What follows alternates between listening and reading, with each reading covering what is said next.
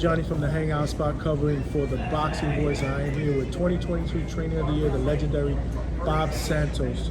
Coach, I know you're disappointed right now, right? Yeah, of course I'm disappointed, but it's a double-edged sword, right? I'm disappointed that we didn't come out victorious, but I'm also thankful, it was a draw. I thought we won the fight. I thought it was a knockdown that should have been ruled a knockdown, and everybody can go look at the videotape and see that. I think even without the knockdown, we still closed the show. We finished the 11th, the 12th round, so I thought 100% we won that fight. I take my hat off to Hurd. He's a great fighter. He was game. He put up a tremendous performance too, but at the end of the day, we did get the draw. But I think Banana's on to bigger and better. He'll have an opportunity, I think, to be in title contention again because everybody wrote him off. He almost hadn't fought in almost 2 years. Everybody thought he couldn't take a body shot no more, that he was completely done.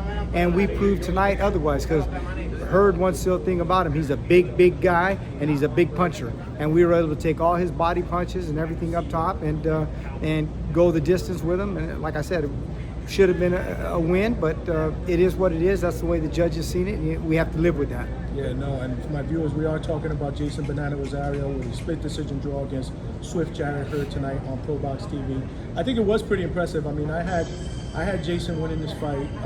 For somebody that had been out of the ring for 2 years, I mean, that was a pretty average performance. I mean, he was landing some bombs in there. Both of those guys, man. Yeah, no two ways. Typical Pro Box fashion. Yeah, no two ways about it. And the other thing that people got to realize is, obviously he had been stopped in the previous fights with body shots, so everybody thought he's completely done with his career. But he proved that he still has it. He has the desire. He has the want. He came to me. Nobody believed in us. Nobody thought we were going to win this fight.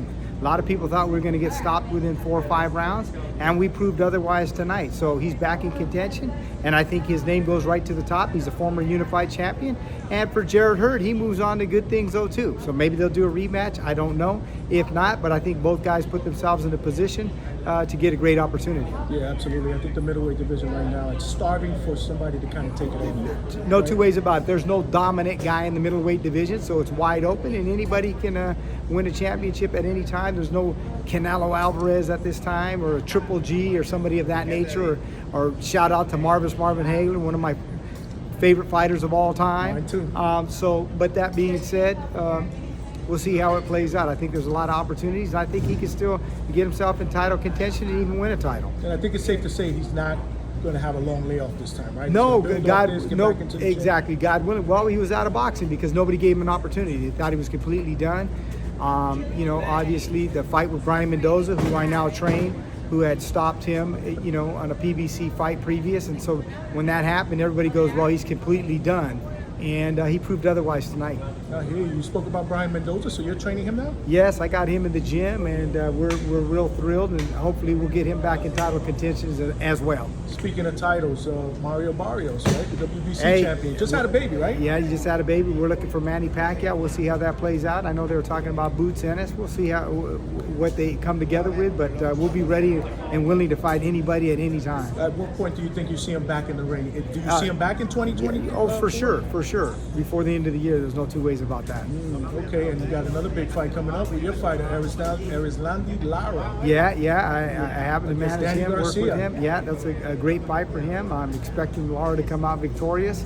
I got big love for Lara. I've been with him most of his career, and so I'm expecting a great performance by him, no two ways about it. Lara is like fine wine, right? Because in the beginning of his career, he was more of a boxer, right? Yeah. Now he's sitting down in his punches, and he's putting people to sleep, man. Yeah. But Danny Garcia's got a chin.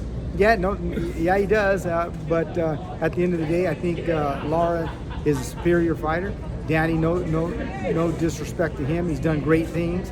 Obviously, I know him very, very well. I had Robert Guerrero, who obviously I worked in his corner and was with him the entire part of his career. We came up on the short end of the stick with Danny Garcia, so I know what he's capable of. He's a great fighter, but I think Lara's going to pull it off on the undercard of Canelo. Awesome. And one more question. I love your young heavyweight Cuban prospect. Don't get me excited. Dainier, the Fear Perro. Man, I gotta be honest with you. I was at his last fight at Caribbean, man, and it was an impressive performance. But he can move for a heavyweight, Bob. Oh, he's great.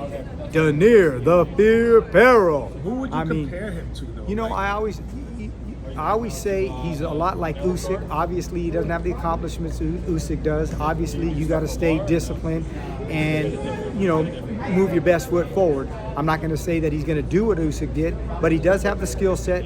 He's a bigger version of Usyk. He can do a lot of the things that Usyk can do.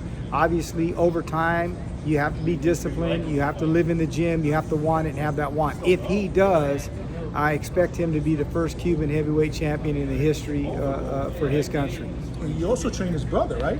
Yes, I do. Yes, I do. Dainier, top 5 heavyweight. So we'll see what's available for him. Unfortunately, he hasn't been in the ring. A lot of guys don't want to get in the ring with him, as is his brother. So, you know, that's the tough part of the sport. Sometimes when you can be too talented for your own good. Too good for your own good. I remember once we spoke at Caribbean Royale. You called them the Cuban Klitschko's. The Cuban Klitschko's. Let's go. Can't wait to see him. When do you expect to see Dainier back? October 19th. We hope to see him October 19th. All right, great, man. As always, Bob, it's a pleasure talking to you. Appreciate you, man. God bless.